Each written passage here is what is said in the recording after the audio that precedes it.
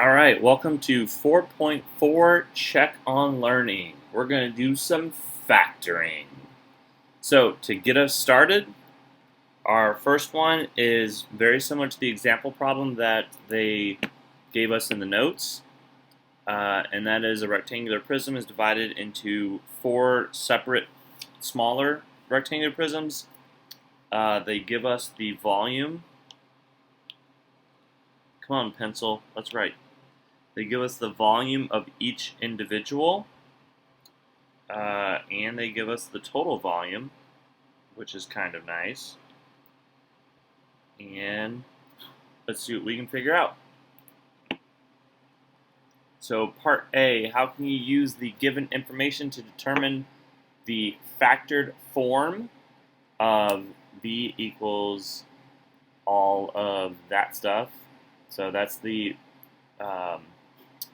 volume.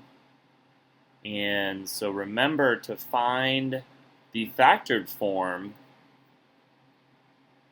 you can basically just take, so all of these are different volumes that they added together, and so you could, find the individual volumes, so taking length times width times height of each one of these and finding the volume that way. So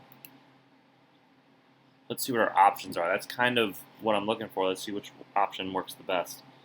So the volumes of the smaller prisms can be directly used to find the dimensions of the large prism. Kind of? I don't know.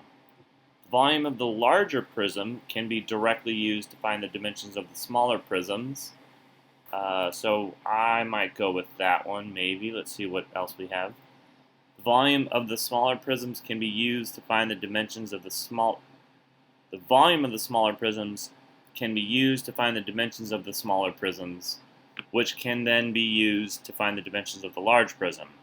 I will definitely agree with that one. The dimensions of the smaller prisms can be directly used to find the volume as a whole. So we don't have those dimensions.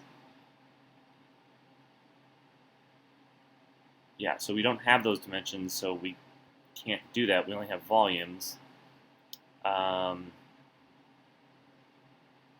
I like the volumes of the smaller prisms, which we have, can be used to find the dimensions of the smaller prisms, which can then be used to find the dimensions of the large prism.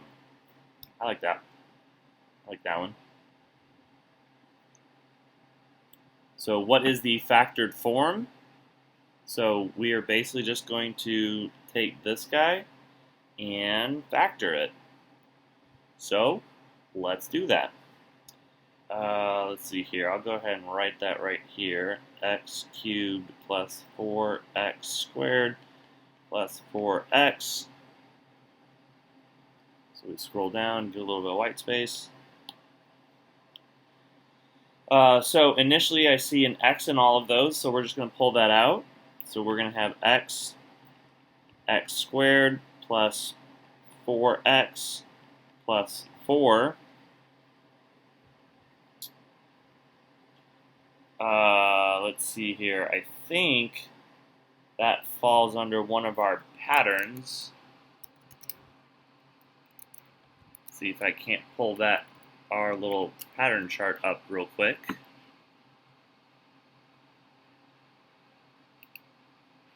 Here we go.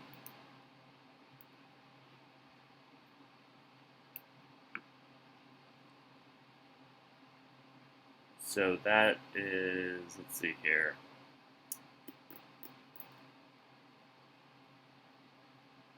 That might be a perfect square trinomial.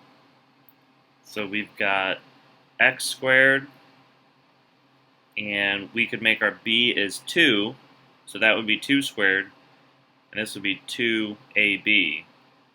So I'm going to say it's this guy right here. So then now we would have x plus 2 times x plus 2, or squared. So do you see how I kind of saw that? So I'm kind of used to 4 is equal to 2 squared, or 4 is equal to 2 times 2. So that's where that second 2 came from. So I saw that, and I recognized one of those patterns.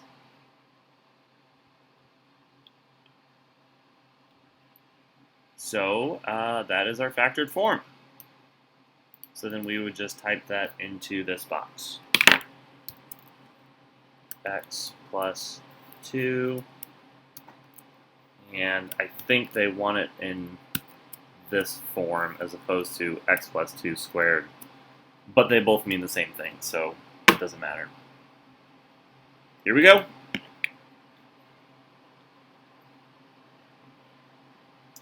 So this next one says factor that over the integers. Cool. So we've got, I see an x and a 6 can probably, wait. So 6 can come out of 6 and 12. Can 6 come out of 21? I don't think so. I don't think so. So we're just going to take a 3 out, because I know 3 goes into that. That's 3 times 7. And 3 goes into 6 and 12. So we're going to take a 3x. We're going to factor that out. So then we're going to have a 2x squared minus 3x minus 4.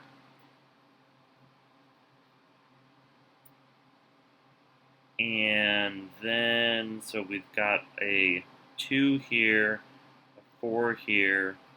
So that 4, the multiples are going to be 1 times 4 or 2 times 2. Oops.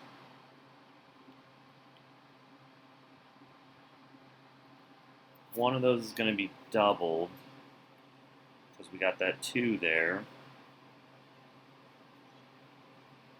And it has to equal 3. There's going to be an addition, or a positive number and a negative number.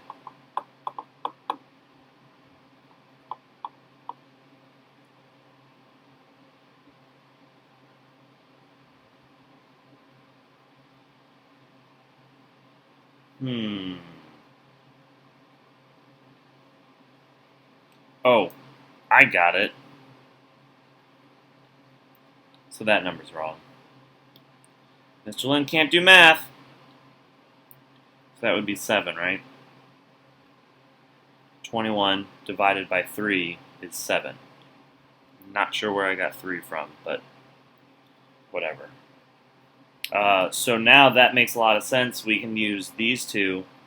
4 times 2 is 8, minus 1 is 7. So now we can factor that. So then we got 3x on the outside. We've got x, or 2x, I should say.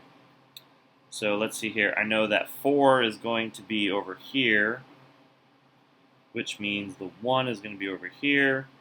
Negative sign is going to be plus and minus. Also negative sign, so the bigger number should be negative. Smaller number should be positive. So here we go. This is factored. So we'll plug that in here. X minus 4,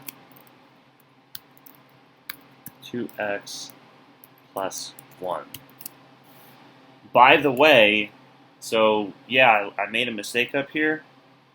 And since it's a video, I could have cut that mistake out and make myself look super cool and smart. But I like to leave that stuff in there because you're not going to get these on the first try sometimes as well. So, when I got to a point where I had a feeling that this should be factored, and one of the things I did was I went back through and double checked it to make sure that I got it right, and then I make sure my first couple of things were right, and then I found a mistake. So that's something that you guys should get in the habit of. That's why I like to leave it in these videos. And let's face it, I'm not perfect. All right, number 3. factored that polynomial using a factoring pattern.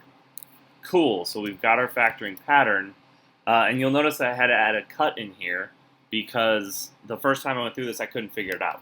And so I had to spend some time kind of staring at it for a minute. So I had initially seen an x cubed, a negative sign, and so I was like, man, that's probably a cube right there. Like, I'm willing to bet, because that would give us the difference of two cubes, and we'd be able to work with that. So I was getting caught up on this number right here. I was trying to figure out what the perfect cube of 54 was. Well, it turns out there's not one. That's because there's already a 2 here. So if we pull the 2 out, factor it out, we have x cubed minus 27. So I just took 54 divided by 2, and that is something we can work with. So here we've got x cubed, and then this is also a perfect cube of 3. So 3 times 3 is 9, times 3 is 27. So, I don't know, that one was a little tricky. That one got me. But here we are. We figured it out. So now we've got that. So now we just use the difference of two cubes formula. So we've got 2 out here, a minus b. So that's going to be x minus 3. A squared is x squared plus ab.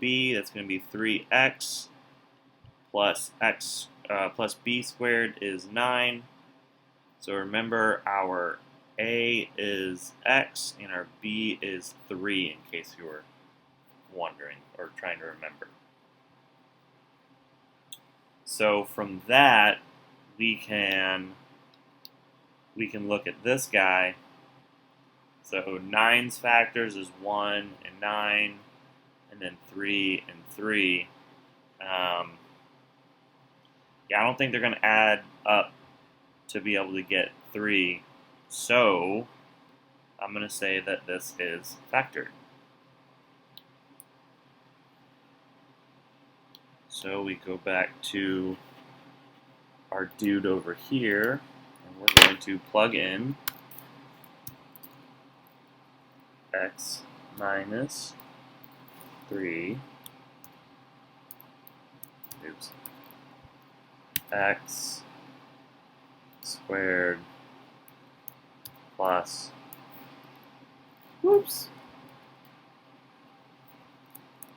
plus 3x plus 9, and there we go. Okay, number 4, factor all of that by grouping. It's kind of nice that they give us which technique to use. For the record, on a test, I will most likely not give you the specific technique. Well, I don't know, maybe. I'll have to think about it. But either way, here we go. So by grouping. So when I look at that, I see those two have an x squared in common. I see these have a 5, and that's going to get us like 1 minus 2, and then the second one's going to be 1 minus 2, so we'll go for that.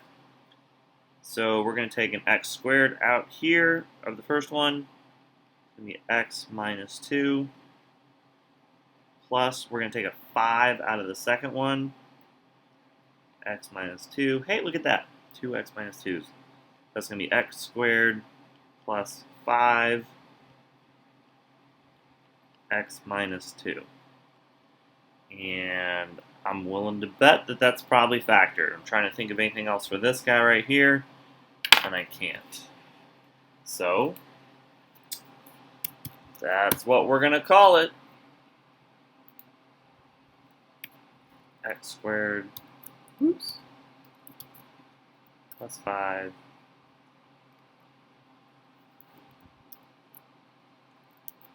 x minus 2, and done. All right, last but not least, it is a real-world problem, quote-unquote. So a fish tank is being designed in the shape of a rectangular prism. The sides and bottom of the tank will be made with glass that is 3 centimeters thick. Okay, so we've got our fish tank. And of course, you're all going to be amazed by my awesome 3D drawing abilities. The outer length of the tank should be twice the outer width. So if we make our width right here x, our length is going to be 2x. The outer height should be the same as the outer width. So our height is also going to be x. What should the outer dimensions of the tank be if it is to hold 972 cubic centimeters of water? So they are giving us the amount of volume of the inside of the tank. So we need to take our length times width times height of the inside of the tank. And remember, the glass is 3 centimeters thick. So if you look at our length, well, actually, let's start with our width. So our width, if you imagine that inside, that's our outer width, and there's 3 centimeters of glass on both sides. So our width is actually x minus 3. So our length is going to be the same thing. It's going to be 2x minus 3. Oh no, not 3. Because there's 3 centimeters thick of glass on both sides. So that's going to be 6. So now the height, though. So the height has a 3 centimeter thick glass on the bottom, but typically it didn't say anything about making a lid for a fish tank. And fish tanks don't generally have glass lids.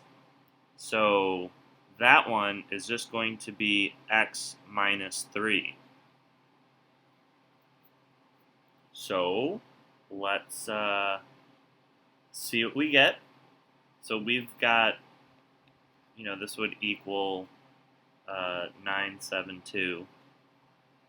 But in order to make that work, we are going to need to, and I mentioned this in the notes, and it's not going to be great, but we're going to need to multiply all this out, subtract the 972, and then incorporate that all into it so we can set this equal to 0, and then factor it all back out.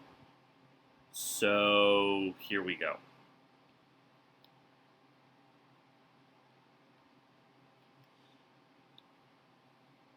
Alright, so my first two ones right here is going to be 2x squared minus 6x minus 12x plus 36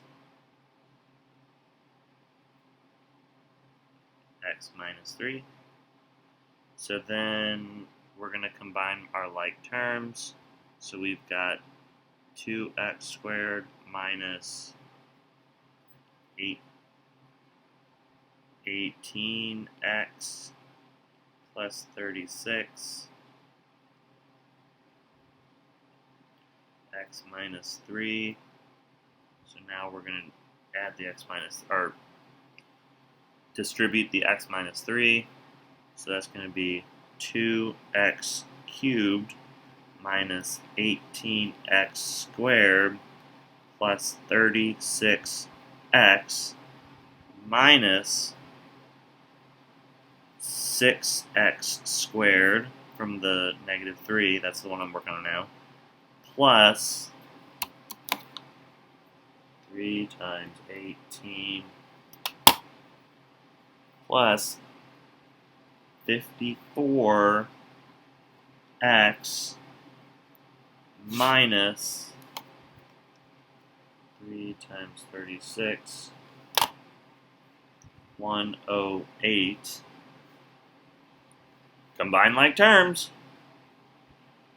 2x cubed minus, let's get my colors out here.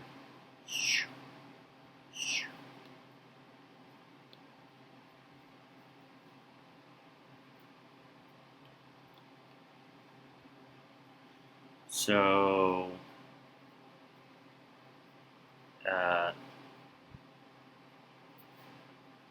so what's that going to be? 24? 18 plus 6. So minus 24x squared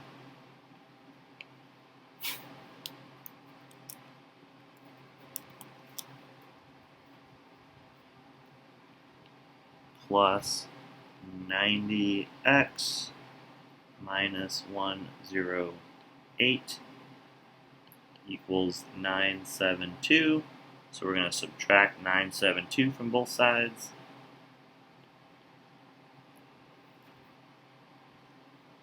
Negative 108 minus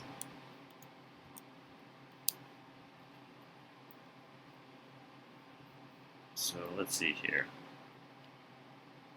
Let's get rid of my picture. So I'm going to write it up top here in green because I know we're going to have to keep working on it. And I'm going to have to get rid of some of my work. So here we go. Hopefully I get it all right. Oops. 2x cubed minus 24x squared plus 90x minus 1080 equals 0. Whoops!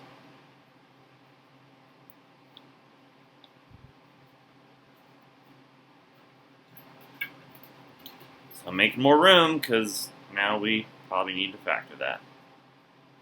So at this point, remember, we're just trying to solve for x. And once we get x, then we can find all the dimensions of everything that we need to do.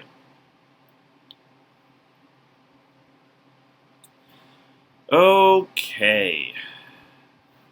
I wonder if 1080 is divisible by 90. Oh, it is. Perfect. So what I'm thinking is we factor by grouping. At this point, I'm just trying it. Let's see where it ends. So for this top one, I'm going to pull a 2x squared out. So that is going to be, that's going to leave me with an x minus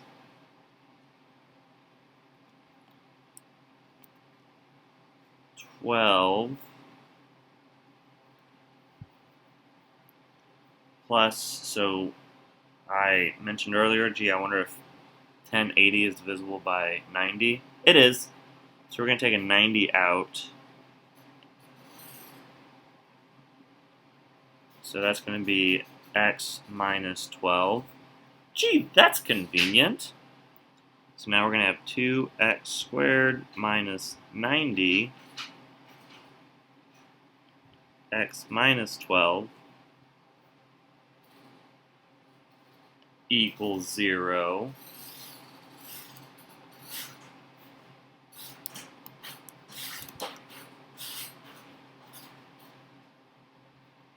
So let's see here. I'm going to pull a 2 out of the second one, just for fun. 90 divided by 2 is 45. So we have x minus 12 equals 0.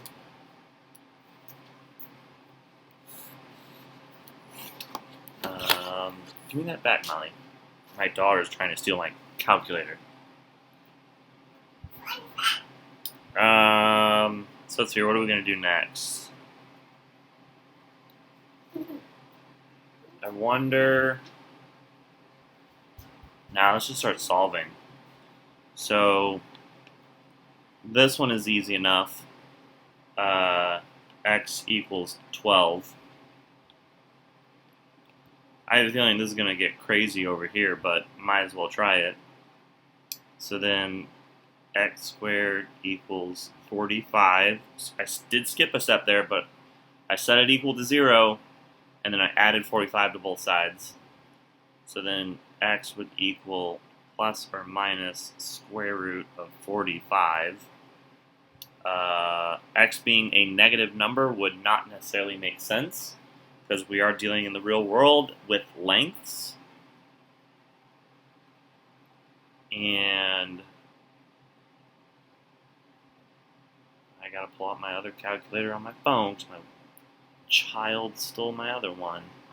So let's see what the square root of 45 is. Square root 45. So that is approximately equal to 6.708. Okay, so those are our two values. So which one should we take?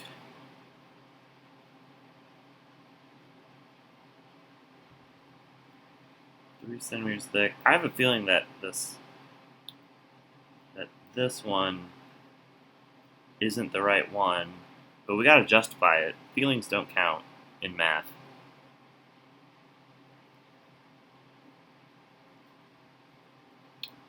So let's see here. Let's see if we can't pull up our original equation and probably does something funky with that. It's a shame I erased it, right?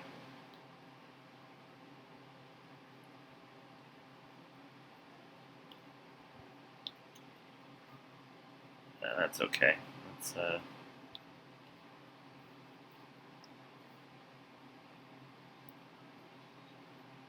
what was the original equation? It was length was 2x minus 6. Width was x minus 6, and then height was x minus 3.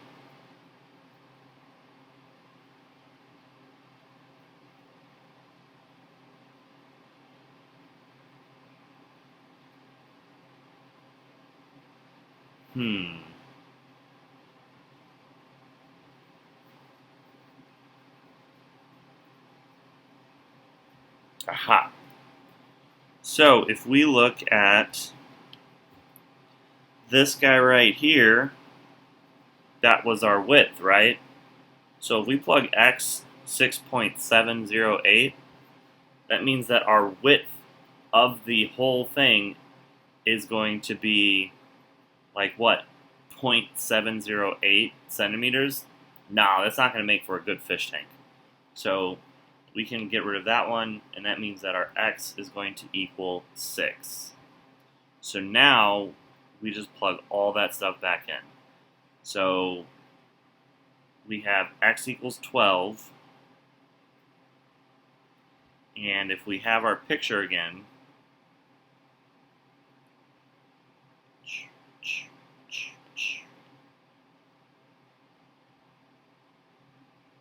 so this was, let's hear, the outer height. What should the outer dimensions be? Okay, cool. So that was 2x, this was x, and the height was x. So the length would be 2 times 12. The width would be 12. The height would be 12. So it took us a little bit of roundabout work, but we got there. And I did look up the answers, so these are the right ones. So if you made it through on your own, good job. If you need a little help, that's okay. Obviously, that problem was a good one. So hopefully it stretched your mathematical thinking. On that note, have a great rest of your night, and I will see you in class.